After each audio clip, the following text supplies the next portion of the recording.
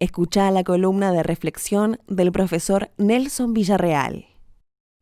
Como semana a semana realizamos esta columna para Fogón en Fogón, hoy queremos abordar una situación que parece inédita, pero que muestra parte de lo que ha sido la estrategia de la posverdad del gobierno que hoy preside a Uruguay. Negar la realidad, negar los hechos, negar los datos, negar los números. Todos sabemos que los datos, los hechos, los números son interpretables y esto no hay que olvidarlo porque es desde la perspectiva en la que se aborda y se jerarquiza. Pero eso no puede negar el dato duro que permite percibir lo que se puede medir o no medir.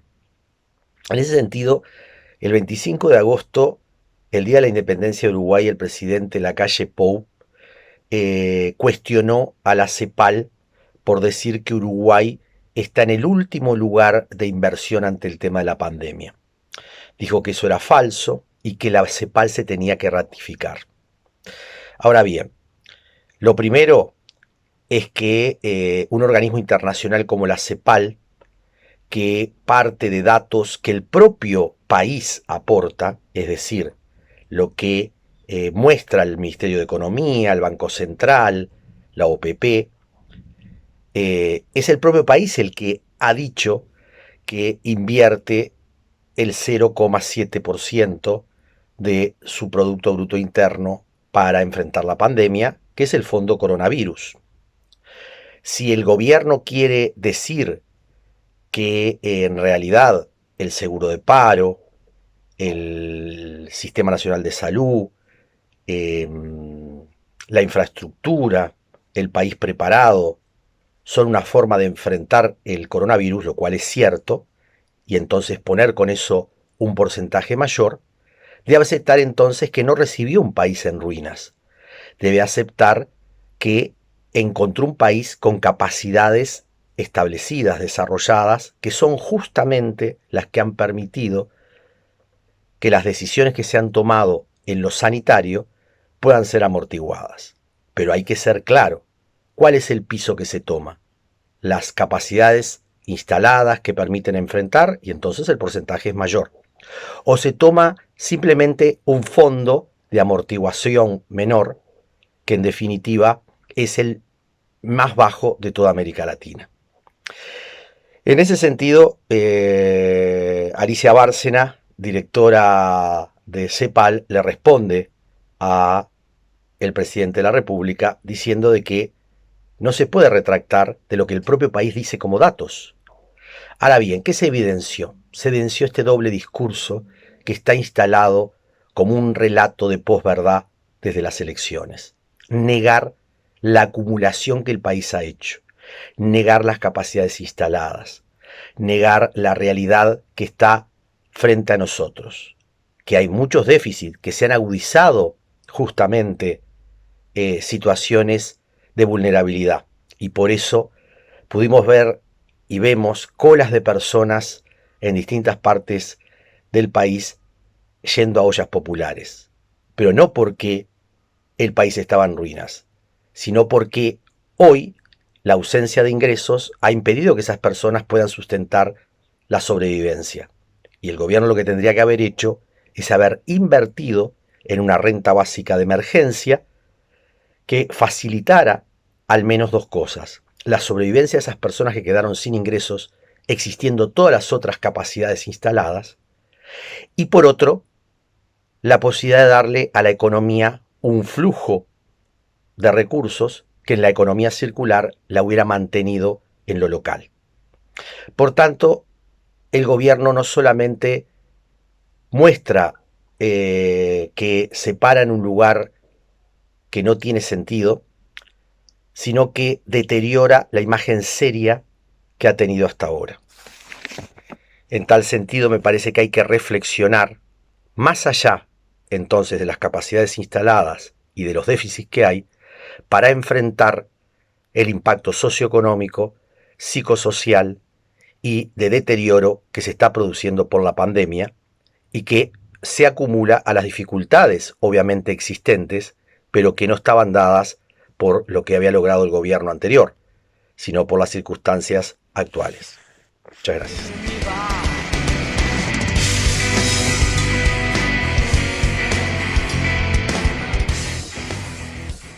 Vamos a escuchar a Alicia Bárcena Ibarra. Ella es la secretaria ejecutiva de la Comisión Económica para América Latina y el Caribe, CEPAL.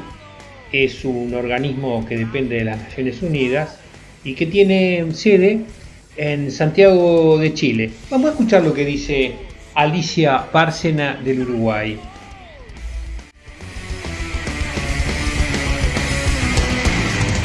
Deja mirar hacia dónde mirar y seguir caminando. Es una cosa, digo, la buena noticia es que Uruguay logró crecer 16 años, es decir, consecutivos. O sea, cuidado, no es menor, rodeado de economías como Brasil con crecimientos negativos y Argentina, crecimiento negativo y con una crisis económica muy fuerte. Así es de que mi reconocimiento a Uruguay en ese sentido, porque de verdad 16 años de crecimiento consecutivo no es menor.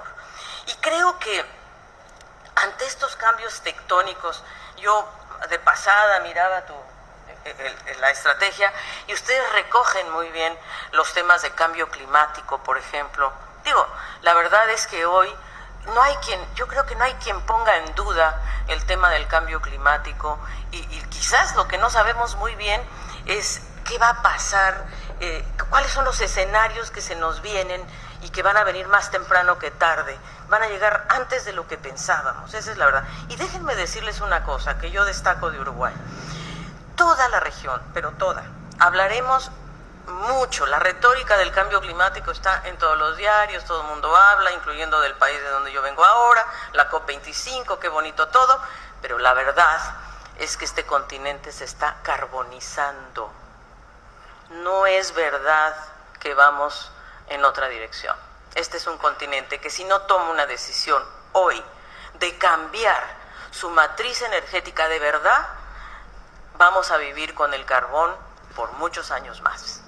Y Uruguay es una excepción, porque Uruguay es un país que tiene una matriz energética limpia y que las energías renovables son mucho más que las energías fosilizadas. Entonces, yo creo que ese es un tema que debemos abordar. Y también en los años que lleva Uruguay, por cierto, y aprovecho para mandarle un muy cariñoso saludo al presidente Tabaré Vázquez, yo quiero reconocer los esfuerzos que ha hecho Uruguay en materia de pobreza y de pobreza extrema. Miren lo que les voy a decir, la pobreza de Uruguay es 2,7% y la pobreza extrema 0,1% con los cálculos de CEPAL.